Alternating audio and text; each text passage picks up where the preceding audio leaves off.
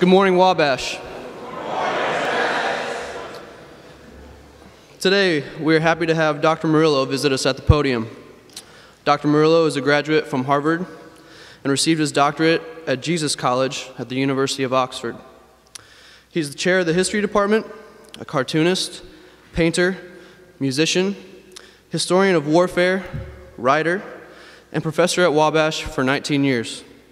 Please help me in welcoming him as he gives his talk, The Virtues of Procrastination.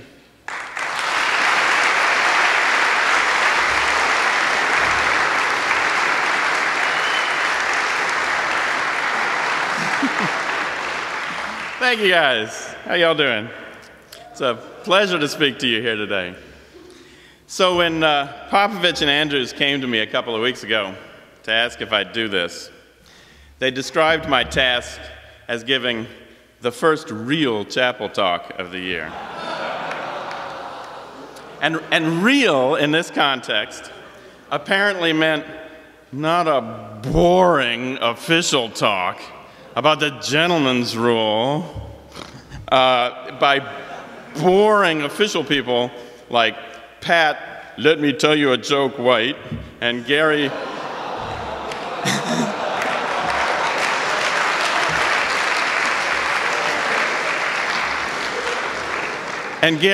Laconic Phillips, you can look that one up, and Rick, please don't plagiarize Warner. Sorry, couldn't resist. Hi, Pat. Hi, Gary. Hi, Rick. Oh, I just remembered I can now advertise the coming week's chapel talks. Next week, Dean Richard Warner will be speaking on why Morillo triangles suck. Then Pat White will speak on the topic, Morillo drew me as an Easter egg, and I'm charging him for the therapy bills. And Gary Phillips will be explaining why I'm getting a special extra-long sabbatical soon. Isn't tenure wonderful? So, anyway, like I said, Popovich and Andrews came to me a few weeks ago. Said they wanted me to talk about, and I quote, something interesting. Well, that narrowed it down quite a bit. Kind of like when my wife asked me what I'm cooking for dinner that night and suggests that I cook something good. Oh, no, dear, I thought I'd cook up moose kidneys and sour cream with Brussels sprouts like I always do. Or would you prefer my special plate of moldy cheese? You know, something good, that narrows it, that clears it right up. Anyway, I found myself paralyzed by the wealth of possibilities for interesting. What should I talk about? Clearly, this would require careful planning ahead, research, outlining several drafts of a cleverly constructed speech. So I put write chapel talk on my list of things to do. Okay, so last night I got to that item in my list. Time for some hard thinking, Morillo, I said to myself. So I got myself that vital prerequisite for hard thinking, some hard liquor, which was a decision in itself, let me tell you. You know, rum, vodka, gin, or should I go all British pretentious and mix a Pimm's cup? What mixers did I have available? Eventually, I decided to make an Hôtel National, which is rum, apricot brandy, lime juice, ginger syrup, and muddled pineapple. Nice manly drink, not sweet at all, but good. The ginger syrup is homemade.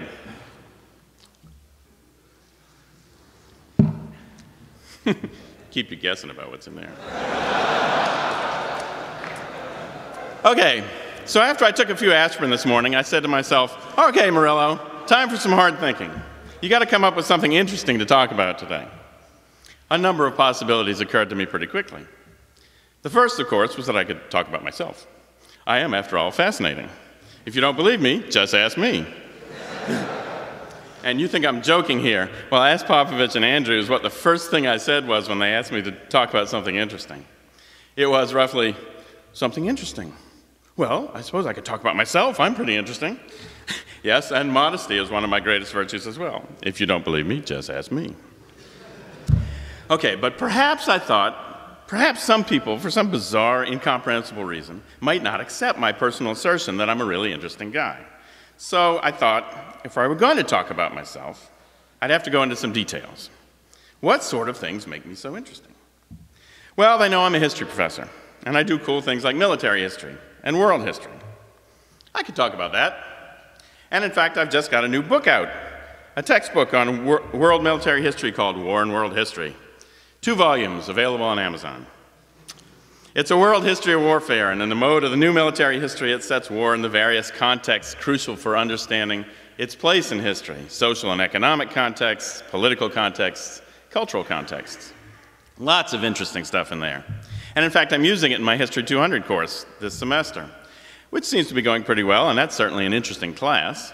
A couple of weeks ago, I split the class into 2 groups and had each group line up like a single column of a phalanx and push on each other. The Greek word for the pushing is othismos, to see what we could learn. And it turns out, contrary to one of the arguments against othismos, that footwork and individual agility are important even in what looks like a mass rugby scrum. And the class decided that we should have every living unit, both fraternities and independent dorms, raise a contingent of a phalanx. So we could divide them into 2 groups, line them up in the mall, and see who could push through the other while holding formation. Now that would be interesting, right? Sound fun? Yeah, maybe. But it wouldn't be a chapel talk, so I guess that's something for another day, maybe like chapel sing.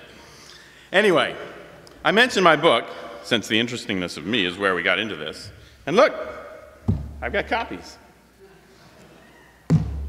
And look, on the cover of Volume 2 is a painting by, wait for it, me. God damn, if that isn't interesting, I don't know what is. By the way, the cover of Volume 1 was also going to be a painting of mine. It's of an ancient Indian warrior holding a spear, but he's wearing a turban, and some marketing troll at McGraw-Hill asked if we really wanted to put a radical Muslim on the cover, and it got nixed, which was pretty irritating, especially since it isn't a picture of a Muslim of any kind, never mind a modern one. But I figure I'll just let the book sell a bunch of copies, and then I can put that painting on Volume 1 of the 2nd edition. But I digress. We were talking about me. So what this cover shows is that I'm also a painter. I paint oil paintings. I've got some in my office if you want to see a few. I've also got a bunch of them posted on my website. I mostly do representational stuff. That is, recognizable pictures of real people and real things rather than abstractions, often with a kind of surrealistic feel to them, though rarely with an overt surrealist element. And as many of you probably know, I'm also a cartoonist. I've done cartoons for The Bachelor since my 2nd year here, way back in 1990. I've also cartooned for a weekly paper in New Orleans, where I grew up, and for about 9 months in 1998 for the Crawfordsville Journal-Review until they fired me for making fun of the mayor. And you can ask Howard Hewitt about that one. He was the editor at the time and also got fired. I think I went down with his ship. And I've also cartooned for various newsletters and such, especially on medieval historical topics. So I'm not only an historian, but an artist too. Getting pretty interesting, don't you agree? But wait, there's more. I also write songs, sing, and play keyboards with a band. Professor Jaén Portillo also sings for us. Your fellow students Jake Glazer on guitar and James Inman on drums play for us. And Paul Myrie, who works in the Wabash Center for Teaching and Learning and Religion, plays a mean bass. We're working on a band name. If you've got suggestions, let me know later. And we're planning on some public gigs this semester, so come hear us. And think about that. A couple of professors, a couple of students, a staff member. How much more Wabashy and small college community can you get? Now that's interesting. Sometimes all these things come together. See this painting? It's a portrait of Mikhail Bakhtin, the Russian literary theorist. There's this cool historical story about him that my wife told me a couple of years ago. He'd written this book about Goethe, the German poet. This was back in the late 30s. But Stalin was not a Bakhtin fan anyway, and a book about a German poet made him suspicious, so Bakhtin had real trouble getting it published. Finally, it went to the printers, and the Nazis invaded the USSR. Stalin orders all the page proofs at the printers destroyed and puts Bakhtin under house arrest. Now, Bakhtin's a very heavy smoker, and he runs out of rolling papers, so he smokes his own manuscript. I heard that and I thought, wow, that's what a cool story. And I wrote a song about it. Our band plays that song. I think it's one of our better ones. You can hear a recording of it on my website, along with 6 other songs we recorded live at the Relay for Life last March. And thanks to Brent Harris for recording us. There's also some recordings of other stuff on there. So anyway, I had the song, and then I thought, I need to do a painting for the Crawfordsville Art League's fall show, and the band needs an album cover. So I painted this painting. If you look close, down there, you can see Russian writing on the cigarette. So Mikhail Bakhtin and the grip of nicotine, he smoked his own book. History, art, music, all coming together. Man, this gets so interesting, your head might explode. And as I've mentioned, if people wanted more details, and who wouldn't, I could point them to my website. Just go to the history department site and search around a little bit. Once they got there, they could also read about my cooking. I cook New Orleans food as well as Indian and other stuff. I'll be giving a demonstration again this semester at the Wabash Cooking Club, so come have a taste. The website also tells about my sports interests, musical tastes, all sorts of stuff. An unending supply of interestingness.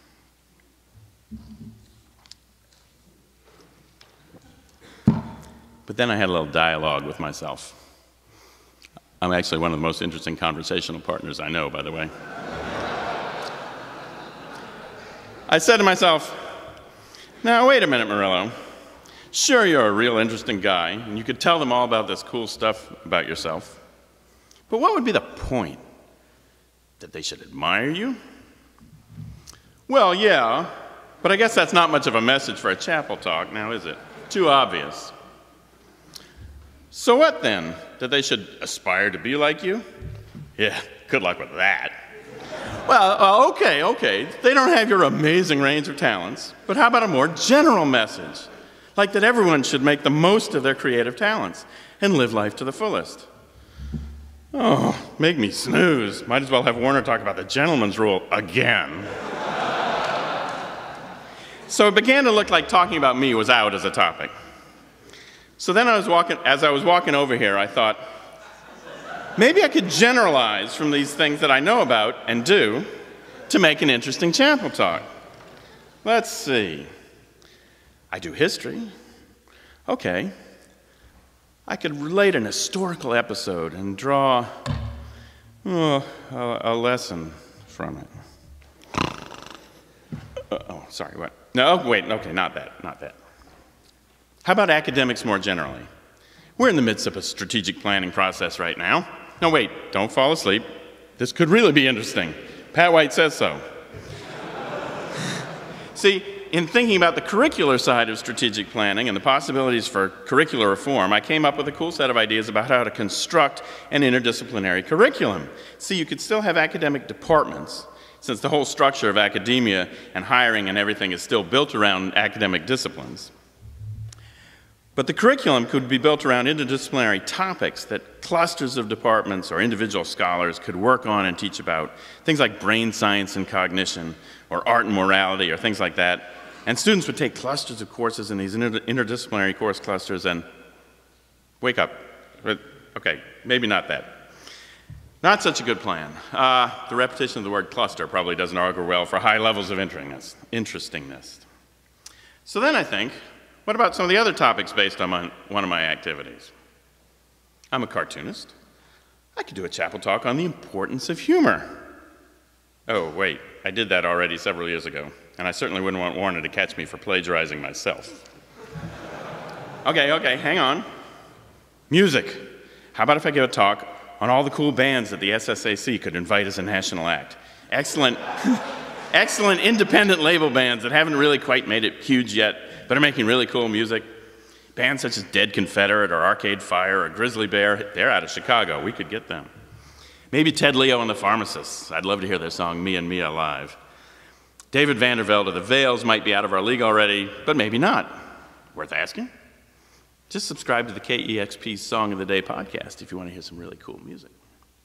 But maybe that topic would probably be too obscure for a chapel talk, and you'd want to hear some examples, and the acoustics in here are not the greatest, so scratch that idea. All right, so maybe starting with me isn't such a great idea after all. What I really have to do is say something interesting about an inherently interesting topic, one that every Wabash man just relates to naturally. Come on, Morillo, I said to myself, you can do it. I'm a great motivator, by the way. Topics. Well, there's always politics. It is, after all, an election year. But interesting is not quite the same as divisive or polemical. And insightful and reasonable as my political opinions are, I'm not sure I want to start a bunch of arguments this early in the semester. Of course, I could always take some important but nonpartisan line about the political process, like this, for instance. The deadline for registering to vote in Indiana is October 6th. No matter what your political views, they don't count for squat unless you actually vote. How many of you are registered voters? Good job. If you didn't just raise your hand, get your lazy butt to the voter registration office downtown and sign up. You can then even cast your vote early by getting an absentee ballot. Indiana doesn't ask questions about why you need one. If you're not part of the process, you're part of the problem. So, I think, yeah, I could say something like that. But then I'd sound all preachy and more citizenish than thou. And again, that's not quite the tone I want to strike, especially in the first interesting chapel talk of the year. Something tells me you've been preached at enough already. Hi, Rick. Hi, Pat. Hi, Gary. I'm interesting. You're not. The Sphinx Club says so. Oh, and hi, too, to Brian Casey, the new president of DePauw. He came to DePauw from Harvard, and I was a Harvard undergrad. That's pretty interesting. All right, so politics isn't it. Sports is out because I can't move people about competition the way Coach Johnson can. Nor can I yell for 40 minutes the way Coach Creighton used to for his Monon Bell talk. Hi, Brian, Monon Bell. That was my Coach Creighton. So what else is there? Well, sex is inherently interesting to all Wabash men, but you don't need me talking to you about that. Underage drinking. There's a topic with some current resonance. What should the drinking age be? If you're old enough to die for your country, if you're old enough to vote for the leaders of the country, are you old enough to drink?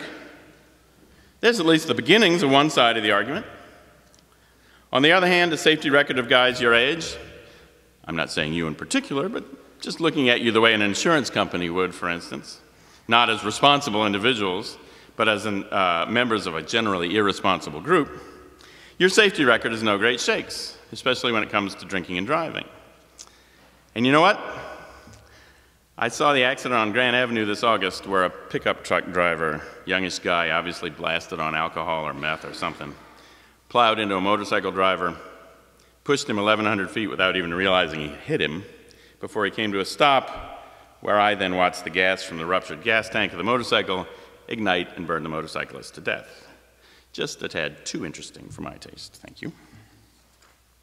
So anyway, this drinking age issue is a really complex, difficult one, obviously. I suppose I could have said something really interesting about that, if only I hadn't had so many Hotel Nacionals last night, after which I did not drive.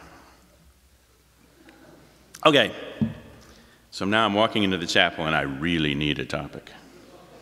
It's too late to ask Steve Webb if he'll have a pillow fight with me up on stage. So that's a pretty cool idea. No. Just kidding. Do not even ask. Forget about it. So like I said, it's getting pretty close to the time when I need to give this chapel talk. Pressure's on. Deadline time. You know the feeling. I've blown the all-nighter, the paper's due, I need a topic, never mind to write the damn thing. And then, as I was walking up the steps onto the stage, it hit me. Hey, the virtues of procrastination. I could do a talk on the virtues of procrastination. Something every Wabash man can relate to. Helpful, wise advice from a respected, interesting faculty member, intrinsically interesting topic. That's it. I can present the definitive list of the ways procrastination can solve your problems. This is great. Okay, wait. If I'm going to do this, I'll have to come up with an actual list, give it some thought and work. Give me a minute here while I consult a few notes. Oh, look at the time. I've run out of time. I don't have time to present you my definitive list of the ways procrastination can solve your problems. Darn it. Shucky gall darn. Well, invite me back sometime and I'll tell you about the virtues of procrastination. And remember, Wabash always waits.